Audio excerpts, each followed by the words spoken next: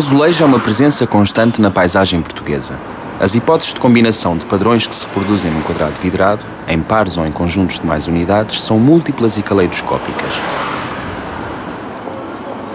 Há quem tenha aproximado as regras dos padrões que caracterizam a azulejaria à linguagem musical. A ideia de cânon, de ritmo, de variação do motivo, são fórmulas usadas nos desenhos que animam as superfícies das paredes da nossa arquitetura. É a força cenográfica da arte do azulejo e a sua capacidade de animar espaços arquitetónicos que constitui a especificidade e a riqueza desta arte no contexto português. A possibilidade técnica de retirar os azulejos das paredes para onde foram originalmente concebidos permite ao azulejo tornar-se autónomo da entrada de um palácio, das paredes da nave de uma igreja, do lambril de um convento ou de um muro que rodeava um jardim. É a partir desta circunstância que a azulejaria tradicional é museificada.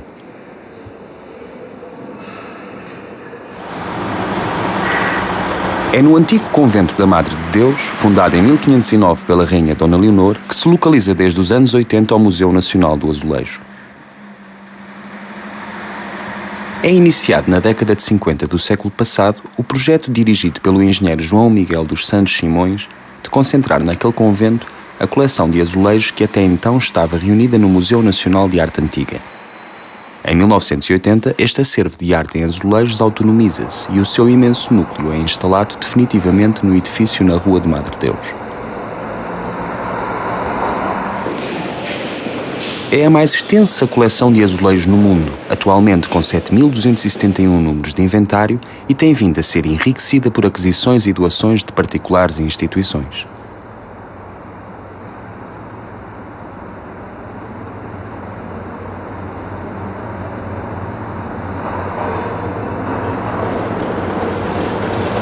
O chamado Fundo Antigo é um vasto espólio que integra as coleções do Museu do Azulejo. Este depósito é constituído por doações de azulejos provenientes de diversos pontos do país. Centenas de caixotes aguardam a organização. Muitas vezes encontram-se na mesma caixa azulejos com variadas policromias, misturados indiferentemente, sem qualquer tipo de critério cronológico, tipológico ou estilístico.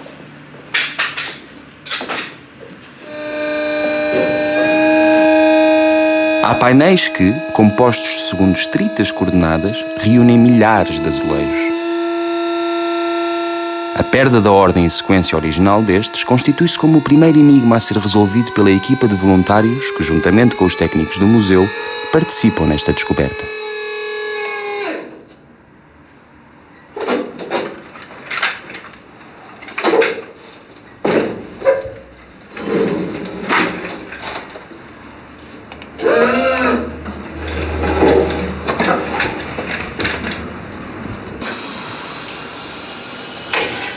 Esta valência torna o Museu Nacional do Azulejo um museu vivo, em permanente mutação.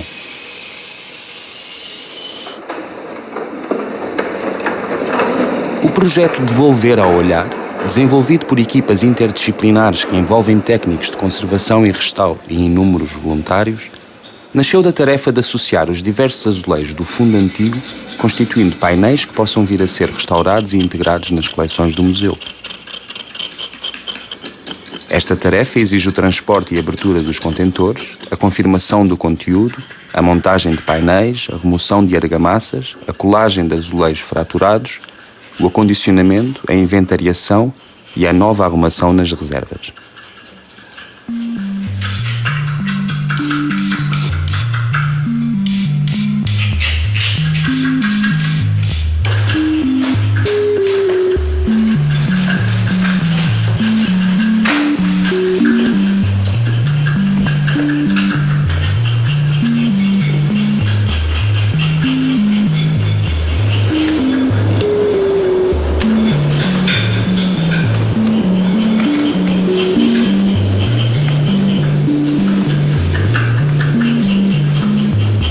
Este trabalho que a equipa tem desenvolvido permitiu a identificação de inúmeros padrões e painéis figurativos que, pela sua importância, já se encontram em tratamento para virem a integrar a exposição permanente do museu. Consideremos este museu numa perspectiva do Museu Técnica. um museu que se dedica a um único suporte, o azulejo. O itinerário proposto pelo museu inicia-se com a introdução à evolução da técnica ao longo dos tempos. Considera-se que foi a técnica dos alicatados, introduzidos na Península Ibérica no século XIII e XIV, que deu origem ao azulejo. Estas composições cerâmicas de origem árabe eram constituídas pela justaposição de fragmentos geométricos de várias cores. Os azulejos de aresta e corda seca, técnicas hispano-moriscas, utilizam a impressão do desenho no barro ainda cru, deixando relevos ou arestas na sua superfície.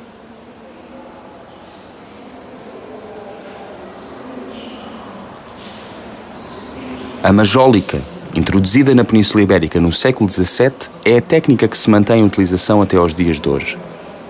Consiste em cobrir o corpo cerâmico com um esmalte estanífero branco, ficando a superfície preparada para receber a pintura. As cores pintadas e os seus brilhos apenas são revelados após a cozedura em alta temperatura. As possibilidades cromáticas, azul, amarelo, verde, castanho, são condicionadas pelas composições das tintas que têm como base diferentes óxidos: cobalto, cobre, estanho, manganês.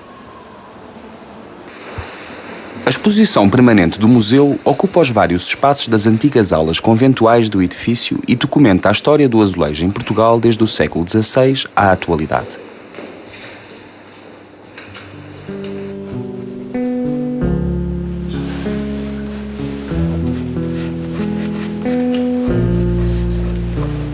Painel de Nossa Senhora da Vida. O Museu Nacional do Azulejo tem dispositivos de comunicação dos seus conteúdos que permitem o acesso a todos. Este painel é considerado uma das obras-primas da azulejaria portuguesa por causa do rigor do desenho e da variedade das cores, raras noutros painéis da mesma época. Pensamos que o seu autor foi Marçal de Matos, que era, por certo, um excelente pintor, pois o trabalho que fez aqui é semelhante ao de uma pintura. Foi executado em 1580 para a Igreja de Santo André, em Lisboa, que caiu com o terremoto de 1755. Estes 1498 azulejos de faiança formam uma grande composição com 5 metros de altura por 4,65 metros de largura. Por cima deste conjunto está representada a Anunciação. Repare no espaço retangular vazio, marca o lugar onde se encontrava uma janela que permitia a entrada de luz natural, traçando o caminho do Espírito Santo a descer até à Virgem. A relação que estes azulejos estabelecem com a arquitetura é um exemplo das características da azulejaria portuguesa que não se encontram noutras culturas.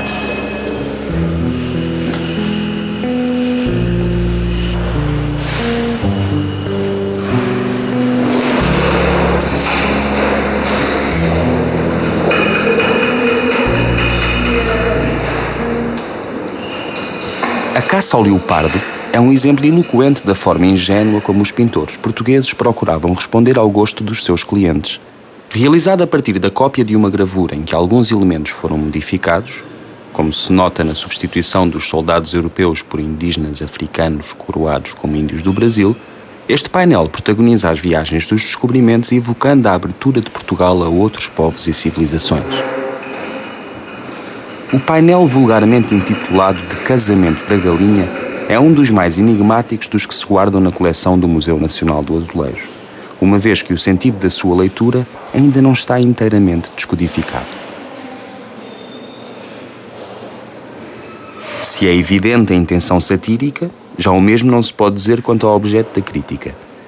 Por ser contemporâneo das guerras da Restauração, tem sido avançada a hipótese de estarmos perante uma obra alusiva às esferas políticas de Portugal que estava então a redefinir-se, constituindo assim uma caricatura e crítica particular a um nicho social dessa época conturbada.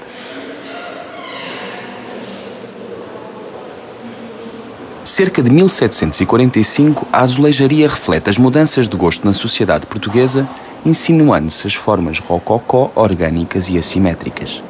Disso são exemplo as representações de chinoiserie, características do século XVIII, que evocavam o mundo asiático tal como era projetado no Ocidente.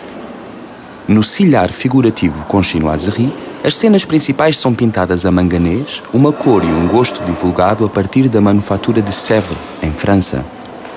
O poder económico da corte de então, reforçado pelo ouro que começava a chegar do Brasil, permitia a Portugal encomendar azulejos à Holanda, país que melhor os produzia nessa época.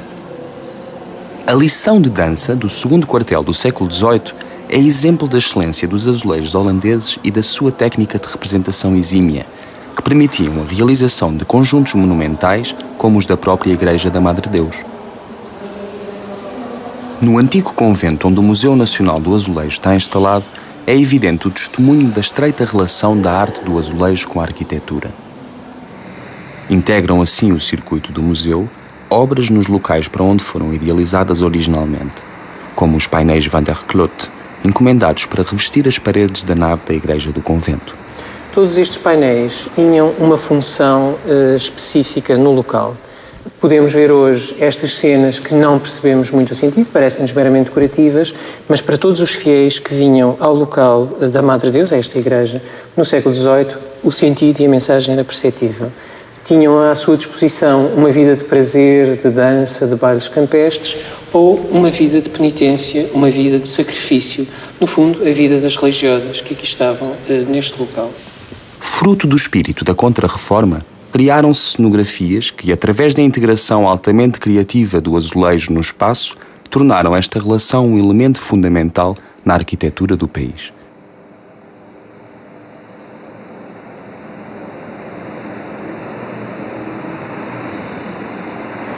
O silhar monumental, realizado no século XVII, pertence a um conjunto originalmente concebido para a escadaria do convento de São Bento da Saúde, em Lisboa. O revestimento cerâmico que cobre meia altura da parede foi, neste caso, ajustado à inclinação das escadas, garantindo a dinâmica da composição quando visualizada no movimento ascendente ou descendente do observador.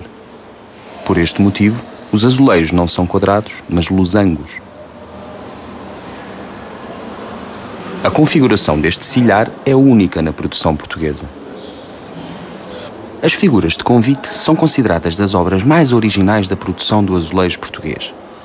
Estas figuras masculinas, mais raramente femininas, eram no século XVIII estrategicamente colocadas em patamares, entradas, portas e jardins dos palácios. Em gestos de boas-vindas, de guarda ou apontando o caminho, as figuras de convite animavam os espaços interiores dos grandes edifícios de então, contribuindo deste modo para a encenação de um cotidiano com uma cenografia própria. O painel que hoje designamos o Grande Panorama de Lisboa é talvez a principal obra do Museu Nacional do Azulejo, uma das mais importantes da história da azulejaria portuguesa. Ele foi feito para o Palácio dos Condes de Tentugal e aqui podemos ver como seria a cidade de Lisboa antes do terremoto de 1755. E, portanto, vamos viajando no painel.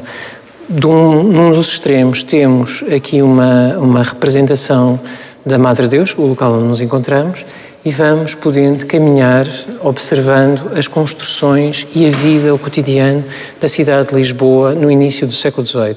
Temos aqui uma zona muito agitada, com uma série de figuras, que é o Mercado da Ribeira, junto à Casa dos Bicos, com uma série de vendas de peixes, que eram afamadas na época, e temos esta visão de grande dimensão, muito alargada, com uma perspectiva desmesurada, que mostra o Terreiro do Paço e o grande Palácio Real, destruído com o terremoto de 1755. Em cima, quase a sair do limite do painel, temos o castelo que domina toda a cidade. A escala do palácio, de alguma forma, diz-nos, indicia-nos a própria estrutura do painel no local. Hoje nós temos estes azulejos colocados como um panorama, mas originalmente eles estavam colocados numa sala do Palácio dos Condes de Tentugal, de forma ao observador ter uma perspectiva de 360 graus, ou seja, a pessoa entrava na sala e, rodando sobre si própria, tinha uma visão de cima da cidade, um ponto de vista de uma gaivota, ou, se quisermos, uma perspectiva mais iconológica, a perspectiva de Deus olhando para a cidade. E, portanto, vamos vendo todo o caserio da cidade, o cotidiano, figuras que caminham, etc., até chegarmos aqui à zona de São Bento, dominada pelo convento, hoje Assembleia da República, e este bairro, que é muito importante para nós que estudamos cerâmica, que é o bairro das Olarias. Hoje fica localizado na zona entre as Janelas Verdes e a Lapa e vemos aqui então as chaminés a deitar fumo, mostrando toda a atividade na execução de painéis de azulejos e de cerâmica. Um paradigma da especificidade da arte do azulejo português e da sua integração na arquitetura é o conjunto azulejar reunido no Palácio Fronteira, em Lisboa. Este palácio ocupa um lugar único na azulejaria portuguesa do século XVII, onde se encontram ainda, in situ, designadamente ao ar livre, vários exemplos desta arte.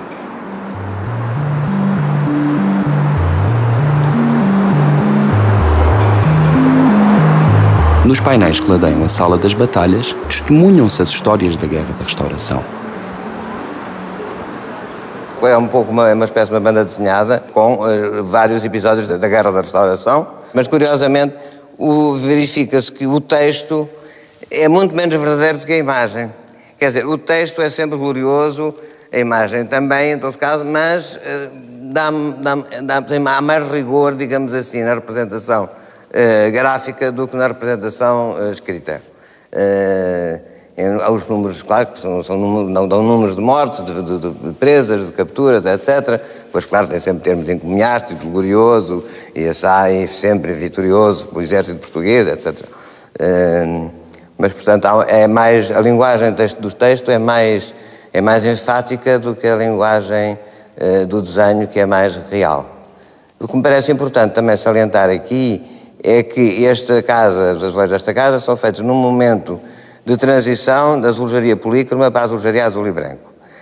Nesta sala, realmente, olhando assim à primeira vista, parece-me que são azulejos de azul e branco.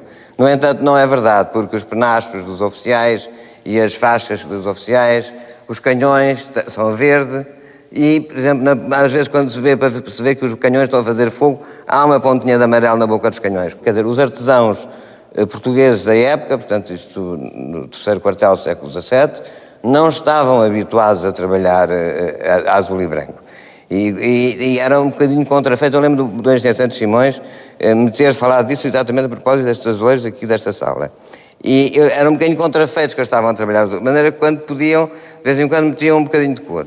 Aqui no terraço já há as duas coisas, vê-se alguns azulejos polícromos. E depois há os azulejos holandeses, que esses são, então, completamente azuis e brancos, já com o claro escuro, com outra técnica, porque o nosso azulejador da época não era um azulejador com escola, quer dizer, tinha a sua escola, mas eram escolas muito pouco eruditas, portanto não aprendia a desenhar. Embora tivessem uma grande capacidade expressiva, eles utilizassem muitíssimo bem o contorno, mas, obviamente, não eram desenhos eruditos. A azulejaria contemporânea também está representada na coleção do Museu Nacional do Azulejo. A partir do século XIX, o azulejo assume um papel importante no espaço público, declarado no revestimento intensivo de fachadas. As fábricas de Lisboa, Aveiro e Porto tornam-se os principais núcleos de produção de azulejos da época.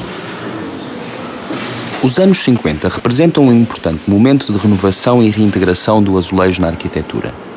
Este recuperar da expressão deve-se ao contributo de vários arquitetos modernistas como Keil do Amaral, Vítor Pala e Bento de Almeida, em Lisboa, e Fernando Tavra e José Carlos Loureiro, no Porto. Esta década foi também da afirmação de diversos pintores que, não tendo formação em cerâmica, conceberam trabalhos em azulejo realizados pela fábrica Viúva Lamego.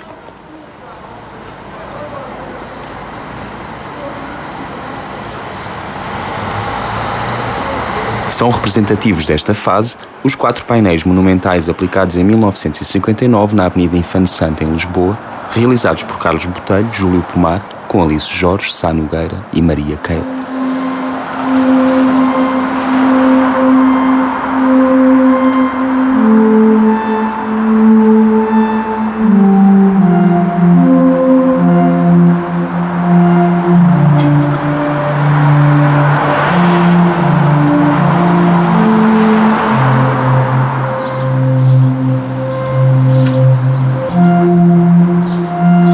O painel de Maria Keil é exemplar na concepção e adaptação ao espaço que ocupa.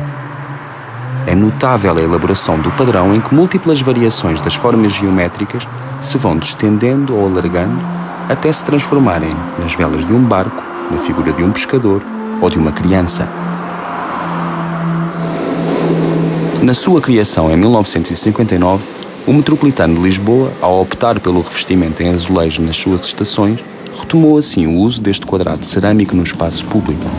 O convite a vários artistas nacionais e internacionais para a concepção da decoração das estações proporcionou uma renovação do azulejo. A coleção do Museu Nacional do Azulejo integra réplicas de secções dos painéis de revestimento das múltiplas intervenções realizadas ao longo das várias fases de expansão do metro.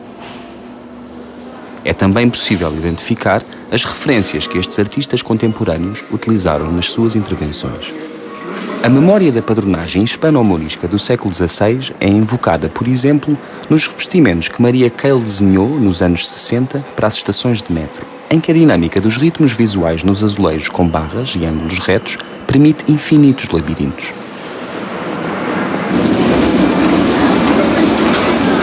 Do mesmo modo, as figuras de convite do século XVIII são citadas por Eduardo Neri nas representações cinéticas que concebeu, nos anos 90, para os painéis da estação do Campo Grande.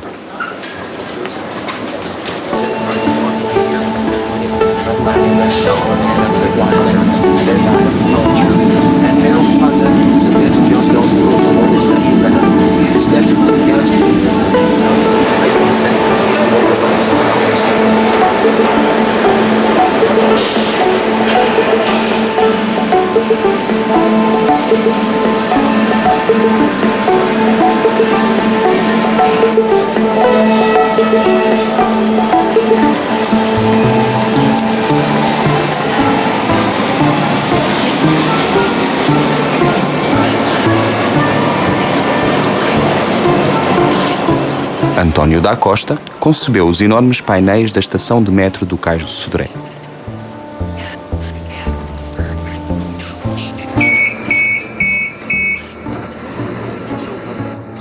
O azulejo, que se tem vindo a reinventar ao longo dos tempos, é uma expressão artística diferenciadora da cultura portuguesa no mundo. No Museu Nacional do Azulejo, conhecemos a sua história e reconhecemos a sua importância.